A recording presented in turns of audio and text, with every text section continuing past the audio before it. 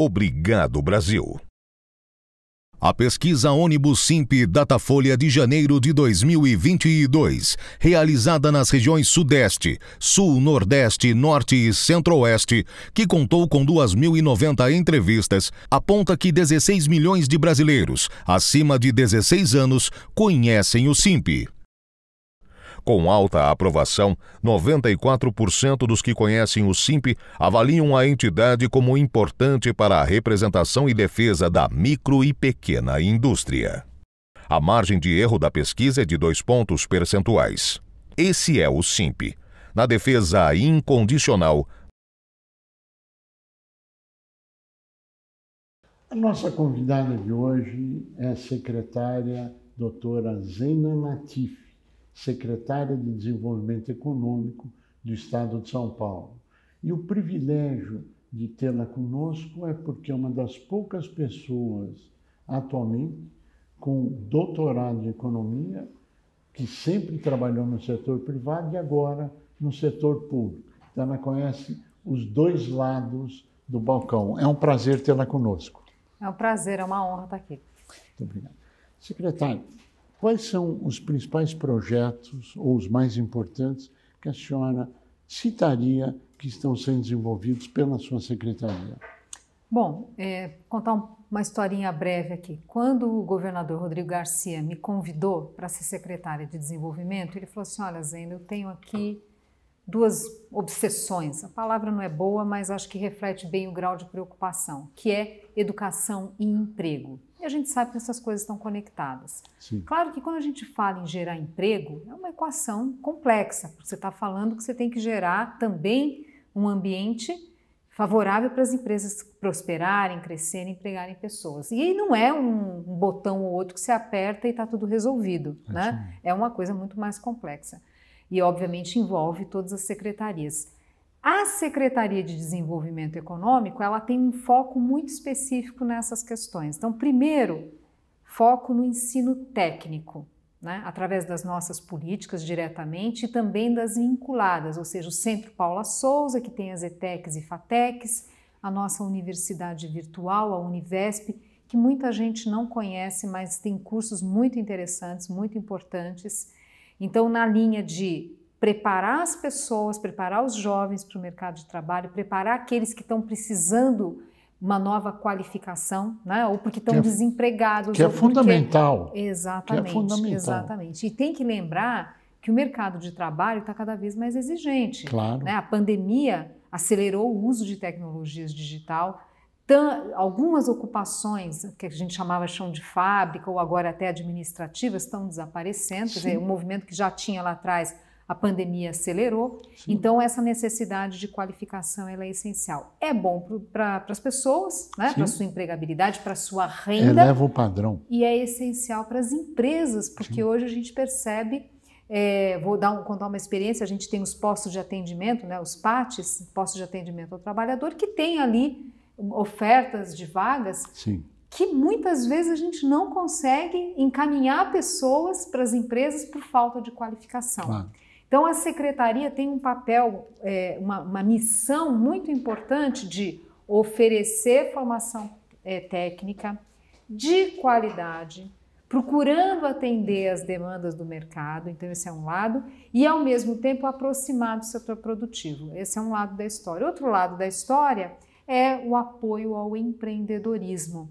Você fala, mas muitas vezes é empreendedorismo por necessidade. Tudo bem, mas você está, né, ajudando uma pessoa a melhorar a sua renda, impedir que outras tantas caiam abaixo da linha da pobreza. É verdade. Então, para os diferentes problemas, para os diferentes desafios, a gente tem políticas diferentes, porque não dá para ter uma receita de bolo e achar que você vai dar conta mesmo das porque várias são demandas. Heterogêneas, né? As situações muito, são heterogêneas. Muito, muito. E agora tem um ponto que é em comum, que é de fato o avanço de uso de tecnologia expulsando muitos do mercado de trabalho e ao mesmo tempo trazendo uma necessidade das empresas de se modernizarem, Sim. de se atualizarem, porque senão estão fora do jogo. Estão. Né? Estão. É uma realidade bastante dura.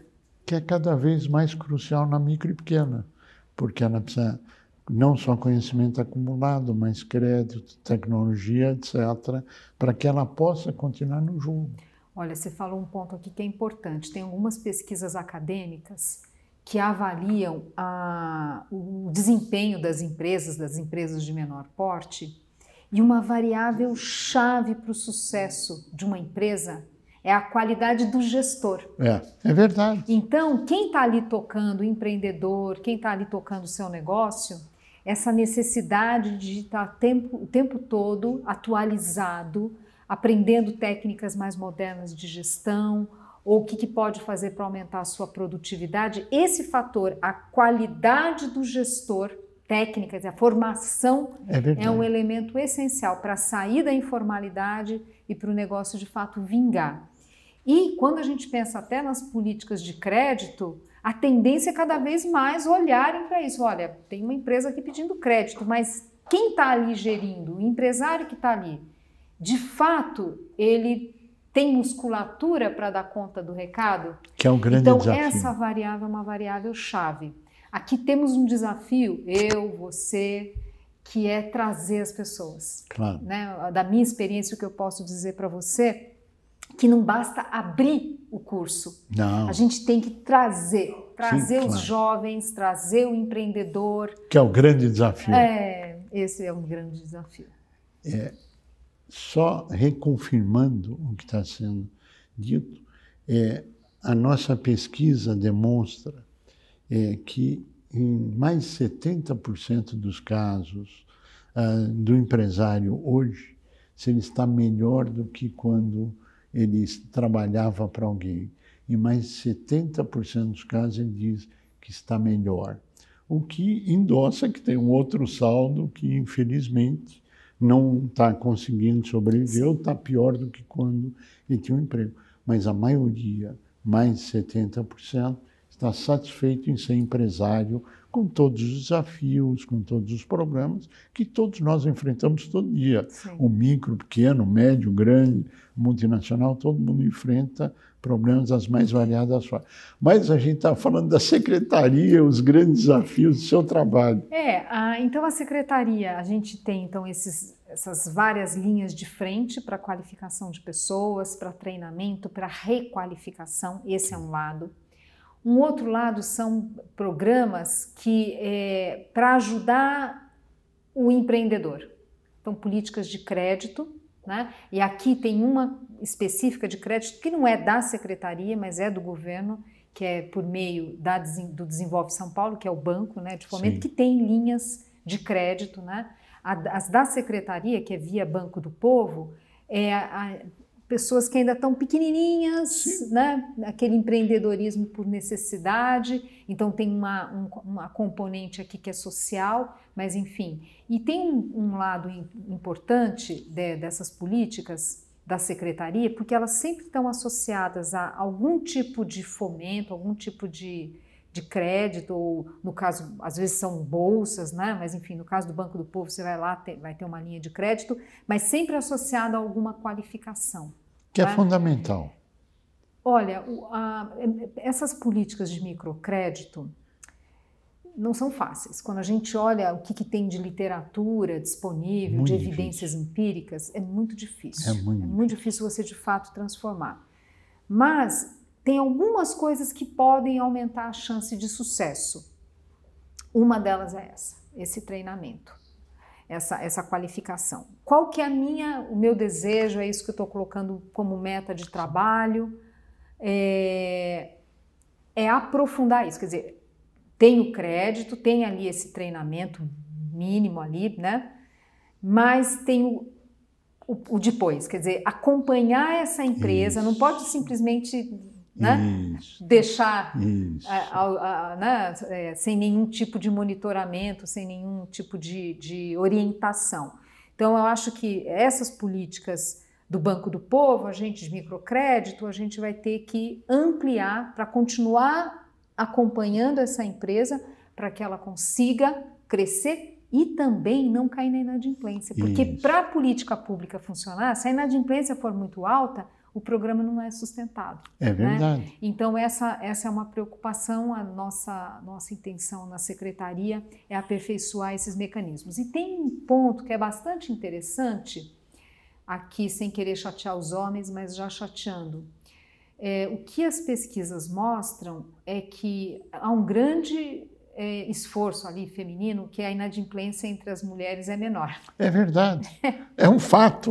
Contra não fato não existe argumento. Os homens, mas as mulheres, elas são mais cuidadosas ali, né? Sem dúvida. Agora, o que acontece com as mulheres é que eu acho que a gente precisa de um olhar especial. Veja, os agentes de crédito que a gente tem para o Banco do Povo tem uma participação feminina muito grande, mas eu percebo que vai ser necessário também na linha de aprimorar a política, porque veja, quando você vai lá desenha uma política pública, não é que você desenha e agora está tudo bem e você vai para casa. Não. Você tem que estar o tempo todo ajustando, a conjuntura muda, as dificuldades vão aparecendo e a gente sabe que o diabo mora nos detalhes. Às vezes você tem um grande enunciado, que é bacana, mas que a entrega daquela política pública é pequena porque faltou cuidado com os detalhes. Nessa linha, que é detalhe só na palavra, porque tem um impacto enorme, claro, que muda a natureza da política, muda tudo, e a capacidade dela de entregar o que prometeu. Mas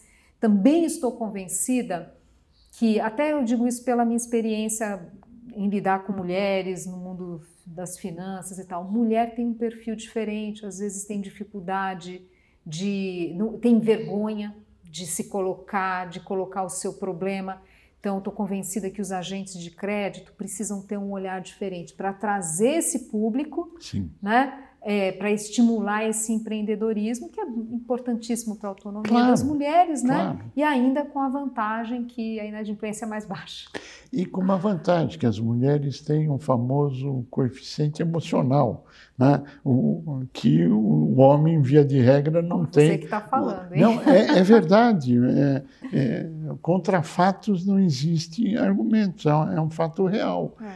Tem muitas mulheres que são chefes de família, a gente tem que ter um olhar especial. Altamente competentes. As mulheres, quando se dedicam a projetos empresariais, elas se dedicam muito mais afinco do que o próprio homem. Não que o homem não se dedique com afinco, mas elas têm um dom especial a mais que, via de regra, os homens não têm. Mas ainda estão empreendendo pouco, por isso a nossa missão de puxar, né? O número ainda é pequeno. É muito pequeno. Mas é uma tendência que, se Deus quiser, vai crescer muito.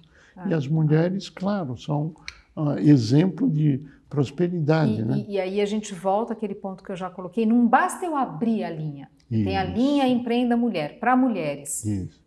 Ótimo, foi uma iniciativa muito importante. Sim. Bom, o que a gente pode fazer para, de fato, trazer essas mulheres?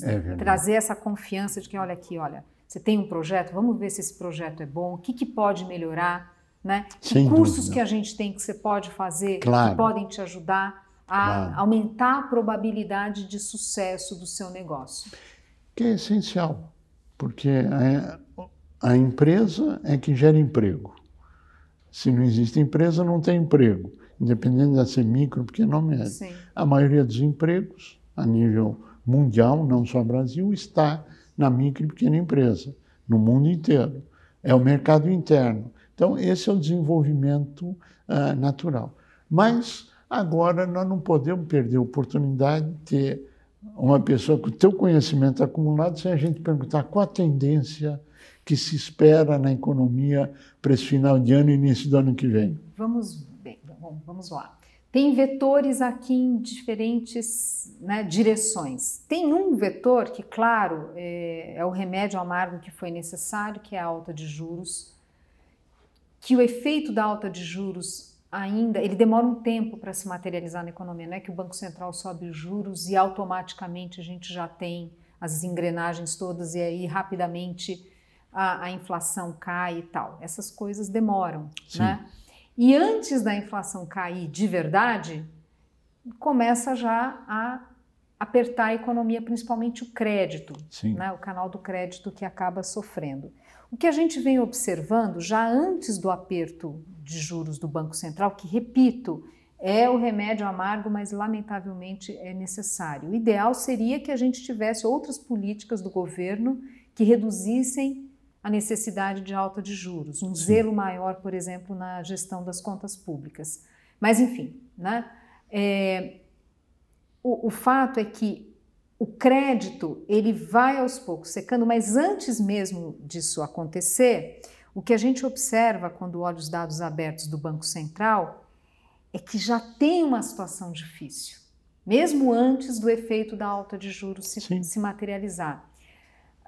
Olhando os dados, por exemplo, do final do ano passado ou mesmo do início desse ano, a gente estava vendo o aumento do uso do cheque especial. Sem dúvida. Do cartão rotativo, são elementos que você fala assim, nossa, a oferta de crédito subiu. Pois é, a oferta ruim, né? O uso ruim, porque são taxas de juros proibitivas e que mostram que o próximo passo é a inadimplência. Então, a gente tem visto o aumento da inadimplência, né? A inadimplência dos bancos. Antes disso já tinham esses sinais de alerta. Então, claro que nesse contexto, que já antes da alta de juros, já tinha uma situação que preocupava, claro que esse fator é um fator ainda mais preocupante, porque ainda vai impactar a economia. Então, temos aqui uma coisa desagradável, vamos dizer assim, de uma economia que desacelera. Não à toa, muitos economistas projetam para o ano que vem um crescimento muito, né, quase de estagnação, né? Uma economia estagnada, ou até, em alguns casos, até alguma recessão em função disso. Agora, por outro lado, a inflação, que é o fator de grande dor de cabeça, que está muito alta, não há dúvida, mas quando a gente olha os dados ali mais no detalhe, o que a gente observa é que algumas pressões de custo já estão começando a perder força. Né? Então, quando a gente olha a inflação no atacado, compara com o varejo, você começa, ou mesmo no atacado, preço de inflação de insumos vis-à-vis a inflação de bens finais, tudo já está... A boca de jacaré que tinha sido aberta, ela já está fechando. Começa a diminuir. Ela está fechando. Isso significa que sim, a inflação está alta, mas eu não vejo pressões fortes como no passado, pressões de custo fortes. Então, por esse aspecto da inflação, eu diria que o pior está passando, né? O pior está passando. Você fala, mas o desconforto é muito grande, a gente ainda vai ter inflação alta por um tempo, não é tão cedo que o Banco Central vai cortar juros. É verdade, mas eu diria que o pior está passando. Várias medidas que estão sendo adotadas pelo governo federal, que está injetando dinheiro na economia, que está trazendo um otimismo momentâneo, elas têm uma duração até dezembro deste ano. O que é que nós podemos esperar para o ano que vem? E, na sua análise, essas medidas deverão ser prorrogadas, não deverão ser prorrogadas? Quais são os efeitos, os impactos? O que o empresário pode estar esperando para final desse ano? Já foi colocado início do ano que vem. Olha, a primeira coisa que é importante colocar antes de responder tua pergunta é que, assim, essas políticas de estímulo, ainda que meritórias, tem que tomar muito cuidado com elas. Então, por exemplo, quando a gente vê, ainda na época da pandemia, o auxílio emergencial, absolutamente meritório, você não podia simplesmente fechar os olhos para uma realidade. Mas ele foi mal calibrado lá atrás. Então, parte da nossa inflação não é porque lá fora apenas, é aqui dentro. Então, de fato, esse desenho das políticas públicas, ele precisa ser mais cuidadoso para evitar a inflação e ajudar o Banco Central a reduzir a inflação. Aqui fica a dúvida, né? Por exemplo, no caso do Auxílio Brasil, né, que é dos R$600, eu acho difícil, quem quer que seja o próximo presidente, de simplesmente falar agora para tudo. Acho difícil. Acho que o ideal é pelo menos sinalizar que vai fazer o encolhimento paulatino, né? Porque isso seria muito, muito importante para o Banco Central, porque os excessos fiscais, eles acabam sendo um combustível para a inflação. Então tem que tomar muito cuidado com isso. Claro que as pessoas falam, puxa, mas né, como assim você vai? Né? Mas precisa ter esse cuidado. A gente não sabe o que vai ser, né?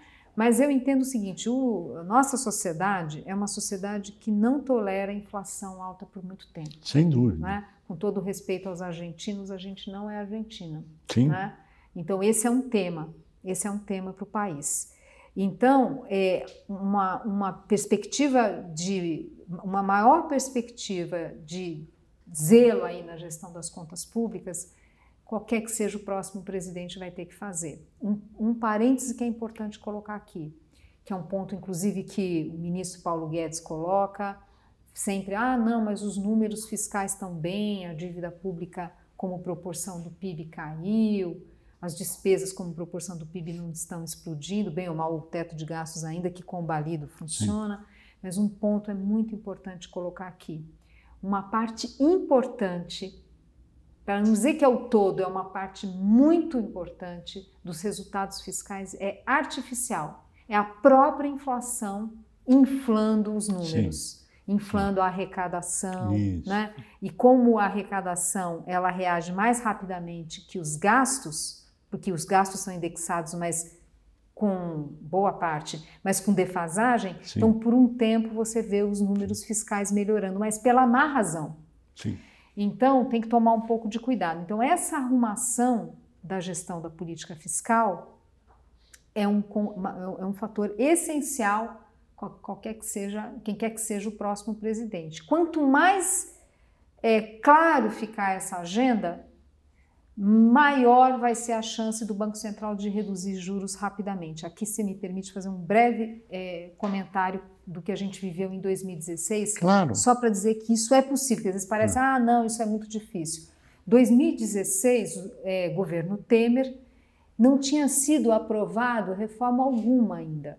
Sim. Nenhuma. Sim. A gente já viu a inflação ceder, as expectativas inflacionárias cederem. Por quê? Porque houve um compromisso muito firme, um plano de voo ali, sim. Com credibilidade de ajuste das contas públicas, sim. Que culminou na aprovação da regra do teto no final daquele sim. ano. Depois, infelizmente, a gente não teve a reforma da Previdência, felizmente foi aprovado no governo Bolsonaro em 2019, mas o fato é que esse caminho estava sendo trilhado.